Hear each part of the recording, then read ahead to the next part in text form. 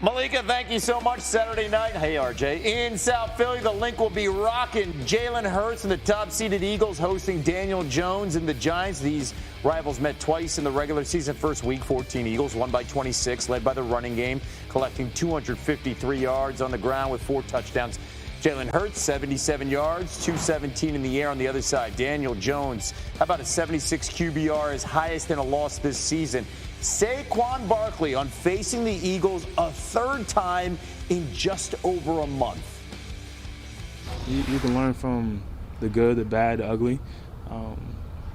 Obviously the first game, they got up right away. Offensively, I think we did some pretty good stuff, but we could be a little more consistent. And at the end of the day, we know they're a talented team. They have how many Pro Bowlers, how many All-Pros. They're number one team in the NFC for a reason. So it's going to be a tough challenge, but you could definitely go back and look at film and, also, like I said, learn from the good, the bad, and the ugly. Hurts and Danny Dimes, each rushing for over 700 yards this season.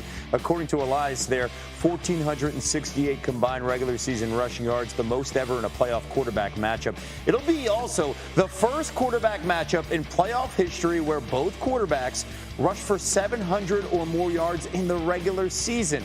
We've got reports with both teams, starting with Jordan Raanan, who's with the G-Men. The Jalen Hurts we saw in Week 18 might as well not even exist. Giants defensive coordinator Wink Martindale told me now that Hurts is off the injury report, he expects to see Jalen Hurts, the MVP candidate, on Saturday night. Hurts had just one design run in the Week 18 win over the Giants coming off that shoulder injury. He averaged close to 7 per game this season. As for the bounty that Hurts said is on him in every game, Giants starting linebacker Jarrad Davis said anytime a quarterback gets on a move, that's the guy you want to hit. He later added, the Giants want it to be as physical as possible with Hurts. Now let's check in with Tim McManus in Philadelphia. Well, nobody knows Jalen Hurts like his best friend, A.J. Brown. So Brown was asked what the vibe is around Hurts, who's dealing with that injured right shoulder. And Brown said, quote, the vibe is he's ready to go and ready to do whatever it takes to get the job done. It'll help having Brown by his side. Look at these numbers. When Hurts throws in Brown's direction, he averages 10.29 yards per attempt, 10 touchdowns to 2 interceptions. And Brown very excited to play his first playoff game in the city of brotherly love. He said he was getting chills thinking about playing in front of this blue-collar town on Saturday night and said, quote, these are the opportunities that you live for, and I'm definitely going to put my hard hat on. As promised, Booger Mcfarland back with us here on SportsCenter. And Boog, when you take a look specifically your position and what you did in the NFL, the defensive front here, Dexter Lawrence was fantastic in that Giants victory against the Vikings, pressuring Kirk Cousins 6 times. Now he's matched up against Jason Kelce of the Eagles, that fantastic center. How do you think this will play a role here in the Eagles' offense to have success?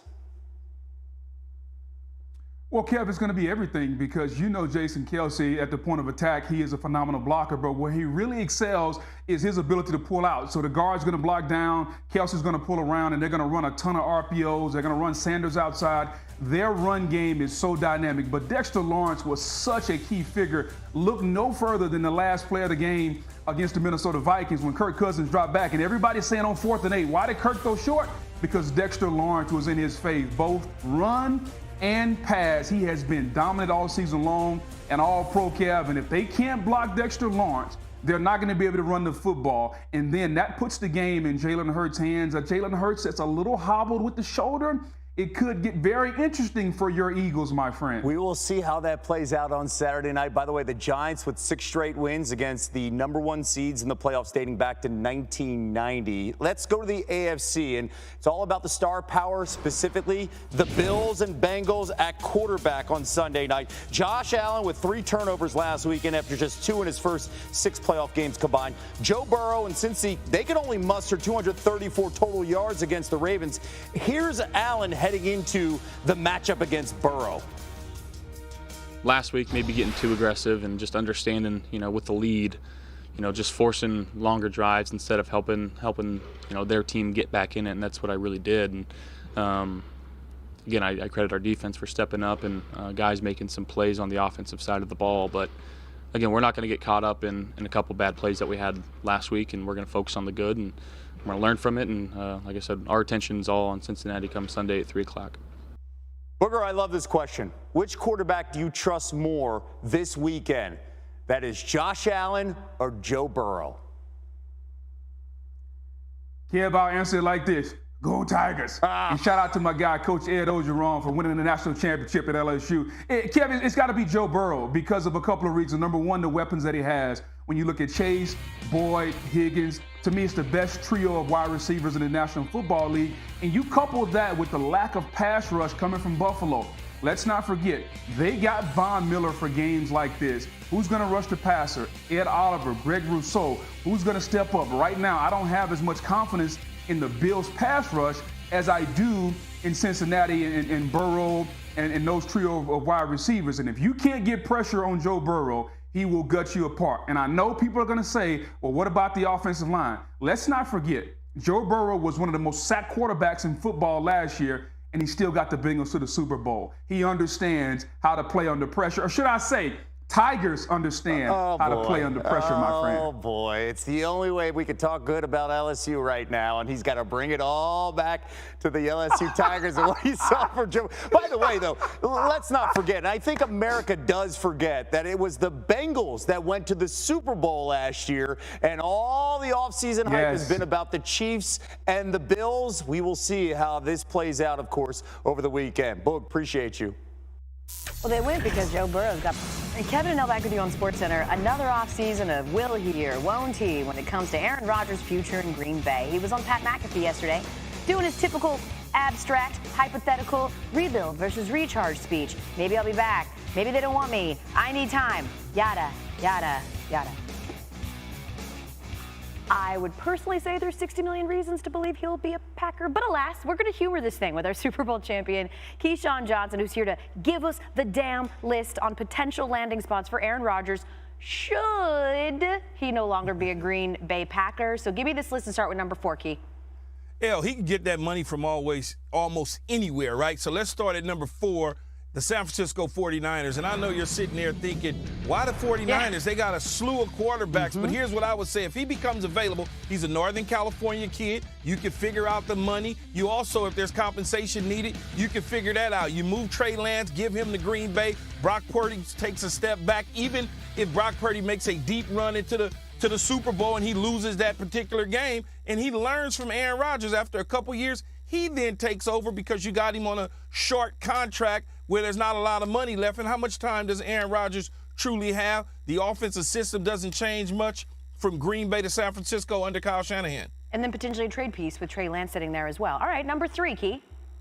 Number 3, the Las Vegas Raiders. We know that they need a quarterback. It opens up, it reunites him with his target in Devontae Adams. I'm sure Devontae Adams wouldn't mind playing again with Aaron Rodgers now that he knows Aaron Rodgers will be in Las Vegas. He's got Darren Waller. He's got Renfro. They just need to figure out what Josh Jacobs is all about. Shore up that offensive line, make the defense much better, and you get your quarterback of the future for the next several years.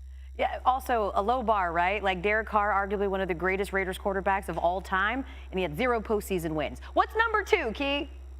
Well, the Sunshine State, the Miami Dolphins. Now, you look at Tua and you say, well, Tua's there. Well, Tua has some health concerns and some issues. Maybe he becomes Aaron Rodgers' backup as he continues to get healthy, but he also has a veteran quarterback there that he can learn from. Miami's a great place. There's a no-tax state. Aaron Rodgers can be there with Mike McDaniel as the offensive play caller. Similar system to San Francisco, similar system to the Green Bay Packers, so it's not a huge learning curve. And we've heard Dolphins GM Chris Greer already say, listen, Tua is our starting quarterback next year, but there is a lot of speculation about his health. Finally, Key, the potential best landing spot for Aaron Rodgers if he leaves Green Bay. I think it's the New York Jets. I think it's the New York Jets at number 1. And here's why I say that. You have a young football team with a nice offensive line once they get completely healthy. You got young receiver in Garrett Wilson.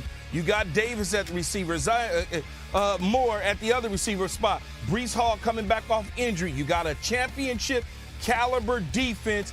And why not be a veteran quarterback? Now, look, he will be following in Brett Favre's shoes, but he's done a pretty good job following Brett Favre's shoes so far in Green Bay. Why not make that leap to the Jets? Now, on top of that, here's the caveat. Nathaniel Hackett interviewed for the offensive coordinating job in New York, El. Yeah. So watch that closely. Yes. If he gets that job, that maybe there's a conversation that he can have with Aaron Rodgers to land in New York. And you talk about brand. You talk about all the things that Aaron Rodgers likes to do, the State Farm commercials and the podcasts he's on and all that. How perfect would that be to be in New York and win? Yeah. And win in New York. Yeah. Under the bright lights on a big major market. And to the folks at home, Nathaniel Hackett was Aaron Rodgers' offensive coordinator at Green Bay before getting fired with 1 year coaching, loosely termed, the Denver Broncos. Keyshawn Johnson joining us here on SportsCenter. Elle, it's been a bumpy and a